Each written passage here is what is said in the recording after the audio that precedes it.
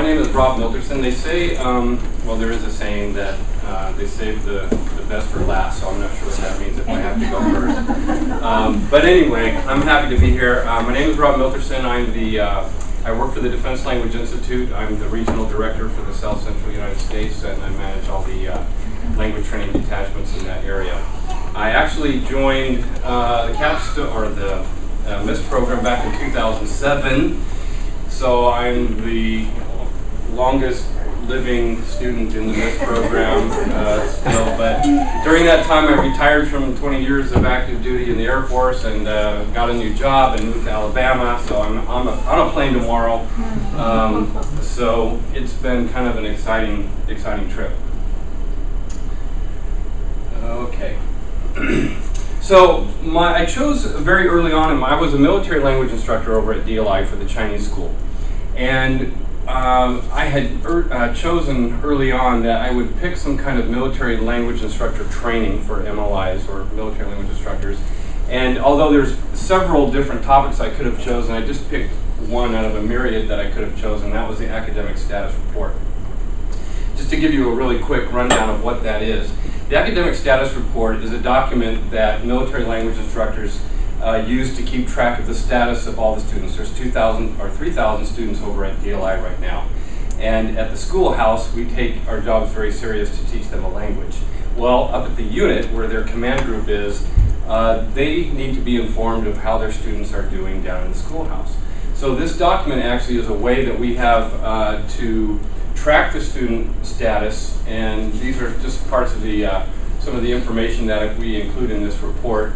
And I should say that the status report is really for struggling students. If their academics begin to decline, they're put on special assistance or probation, and that's when we really need to be communicating with the command group to let them know that there are problems with the students. And so it's a very important document. It's looked at every week. We have meetings with the command group to discuss all the students that are on the list and discuss ways how we can intervene and help them with their academics. So here was the problem. This was when I did my needs assessment, the biggest gap in knowledge here was that MLIs come to DLI sort of out of the blue, and they have no idea what they're supposed to be doing. Okay, so some of them are just coming back from a deployment, some are doing all kinds of different jobs out there, and then they come to DLI, and then all of a sudden they're supposed to be military language instructors. That's a very challenging thing. If any of you have learned a language before, maybe several years ago, and you're not a heritage speaker, and then all of a sudden you arrive in Monterey, and the very next day you're in a classroom full of military students, and you're not a language teacher, but you're asked to perform those duties. So you've not only got the issues with the language, which brings about a whole bunch of stuff. We don't graduate from me, so we don't understand all the pedagogy and all those types of things, but besides all of those issues, you've got the military side, you've got counselings, and you've got status report, you've got to submit requests for field trips, and all kinds of stuff that you have to do. And there is no training available, which is kind of ironic. In the military, we train for everything. We train how to fly a plane, how to stand at attention, how to sit at attention. I mean, everything there is a training manual for, except for a military language instructor. So when I was in a management position over there, and I quickly found that there's absolutely no time for training, and you've got MLIs coming and going all the time. And so I really thought this was an important part of the training process. If I could do some kind of asynchronous training where MLI could arrive and they could get online at their own time and conduct the training and get familiar with some of the aspects of their job, they would be much more prepared to do the job that they have to do. So this is basically the homepage of the website for the instructor training, and this was the solution to that issue. And so I've basically taken the academic status report, and I've started with, these are all different modules here. The intro to the academic status report gives just a brief introduction about what it is and what the goals are of the status report. Then we get into a little more detail by the second module, elements, where you actually get the status report, you get to use it, look at it, and learn all the different features of that. And we'll see a little bit of that in a minute. Following those two modules, we then move on to the ASR demonstration, which you're given information on a student, and now you have to update the report. And that kind of walks you through a sort of a software simulation of each step on how to do that. And then we follow up with the ASR assessment, where the student actually gets to go in and type in, the answers to the, or make an update based on the information given. So I really like the Captivate program, in order, to let you have that kind of flexibility to do not only software simulations, but also, it's that hands-on sort of feeling that a lot of times we miss out on some training modules. So, and then there's a module on the class numbers, and the class numbers, it's really a simple module, but class numbers can be very confusing. They're about 9 digits long, and they have to be formatted correctly, or everybody's confused about who's who and where they go. So, finally, I just included a little tab on resources, so that any documents or policies or information that the MLI might need to have, he would have access to right there. Okay, I can only find boring pictures of Robert Gagne, so I got out my Andy Warhol skills and tried to make this a little more interesting. During our class on learning theory, I really kind of fell in like with Robert Gagne, and that I think for a couple of reasons. First of all, his approach and his 9 events of instruction and his different categories of learning, they just kind of resonated with me. And he started back in World War II working with military, so that was also another sort of link there that really interested me. And he started working with military tasks and how to train military to do certain things. And these are the 9 events here. And what I found really nice about his theory is that you don't necessarily have to use all of these in any instruction. It'd be great if you have that opportunity to do so. But also back in his day, they didn't really have online learning. So this actually presents a whole different sort of construct of how we're going to train. And so I found that most of these would apply to an online learning environment. Mine probably, there's just a couple that it doesn't include on there, but I just like the flexibility of that. You're not doing something wrong if you don't use all 9 of these, and I think he would probably appreciate the flexibility there that gives. So that was sort of my inspiration for my project as far as learning theories go. So now we're going to go to the actual demonstration here really quick. So here we are live online, and I thought I would just give a couple different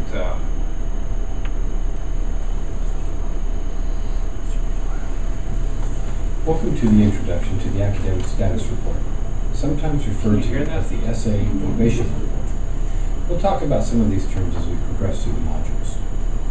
At the end of these modules, you should be able to answer the following questions. What is the Academic Status Report? What does the term essay and probation refer to? What is the report used for? Who fills out the report? Who sees the report? And what is the regulation guidance that requires the report? As a military language instructor, it is vital that you are familiar with all aspects of the report in order to be successful in your duties. Let's go ahead and get started. Okay, so basically the introduction, these are your objectives, and hopefully the module accomplishes that by the time that they're done. And then, like I said, this one goes into a little more detail. And after they've done the demo, they go into this portion where they can actually do some hands-on. I'm going to sit down for a second so I can actually type in here. So this is sort of the... All right, so basically we have this student here who's failed his mid-unit 6 reading exam. And he was placed on special assistance on the 22nd of June.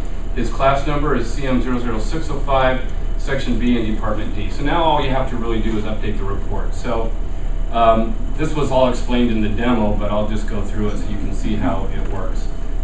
Oops, see, I did the wrong thing. Okay, so I have to select. I actually didn't intend for that to happen. But he's a Navy student, so you go down here and you got to find where the Navy student is, which is this one. And then we put it in alphabetically, so we're going to go to Kaufman here and insert a row. And there's you've got to follow the format. So he's a Seaman and Hoffman / Tom, and you put in the class number. If you make a mistake and don't do it according to the right format, let's put the department ahead of the section, it doesn't work. So then we get a little bit of a thing there. So it's got to be in the right format. We're putting him on special assistance, and this happened on 22 June. And now he failed Unit 6, so our next review, if you look up here, and this is explained earlier, but the next review is going to be Unit 7, because we're going to wait and see how he does after he goes through another unit. And the comments here, he's having trouble in the reading skill. And that's basically it. So basically that is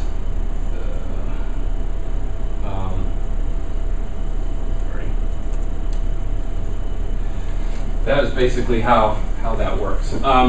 Here's the testing evaluation. This was a little bit challenging because I'm at Maxwell Air Force Base in Alabama.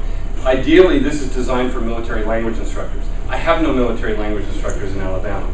And the military instructors that are currently here are already familiar with the status report. So I had to find some test subjects. So what I did was I found 11 military volunteers out at Maxwell Air Force Base who were in the similar grade and rank that, that military language instructors would be. And I had them take a pre-test, I had them take the training modules, and then I did a post-test. So actually I was pretty surprised at how well they did on the pre-test, but I think a lot of questions, you know, if you're in the military for any given time, you understand some of the things that are, that work across, you know, the military that are the same for us all. So, but as you can see, after the post-test, scores were quite a bit better, and they came up with a really cool formula with Booth's help that really proved that it worked. So I was happy to see that, although this kind of tells the story better than something else. As far as the future of the project goes, if I was still a military or a chief military language instructor at DLI, I could pick any of probably 50 different topics that could be included in this and compile them all. And it seems like a very simple thing, but in training, you know, what I learned from the program, the MISS program, was that even a simple project is really, when you want to go into the learning theories and how you're going to teach this and how you're going to train it and how you're going to make sure that the learner is actually getting something from the training, there's a lot that goes into that, even if the project is simply updating a report on an Excel spreadsheet. Like I said in my report that's out there, I think the greatest thing was not picking a project necessarily that has a lot of bells and whistles, but something that is meaningful to you, because really what you learn along the way is probably the most important part of it. So that's it. Thank you very much. Any questions? I don't have a question, but I just have a couple of comments I wanted to just, well, first of all, compliment you on your presentation. Thank you. Very nice job. What impressed me right off the bat is that you just gave us such a good introduction, made it very clear about what your project was about, and that was very valuable for any of the new MISS students who might be sitting here. And I was very impressed that you used Gagne. I know you would be. Right in front. Yeah. I was like, I'm winning points right now. Yeah. I love the Gagne. Very nice. Yeah. Yeah. Good job. Thank you. Any other questions? All right, thank you very much. Thank you. I typically ask this question. So a lot of current MISS students always worry about, well, this is a big project and how. So what's your advice? What have you learned in doing this project, and what's your advice to the new MISS student? My advice is keep it simple, stupid. The KISS advice. And that is, I know it's kind of funny, but it's really true, because so many times, I started in 2007, like I said, there's so many times I thought, this is the dumbest thing I've ever done, this is so stupid. But there's a need for that. There was a need for this kind of training, and I had to believe in that. So believe in your project. Pick something that you're passionate about, and believe in it, and then keep going. And because you second guess yourself so many times, I thought, really, if you break this entire thing down to this basic format, what is it? It's updating an Excel spreadsheet. There's a lot that goes into it. There's class numbers, there's regulation guidance, because students are going to ask you, well, why do I have to do that? Or teachers are going to ask you, why do I have to put them on special assistance or probation? So I would say that don't try to overthink what you're doing. I would think of a of a basic project that you feel comfortable with, and then stick to it and don't change.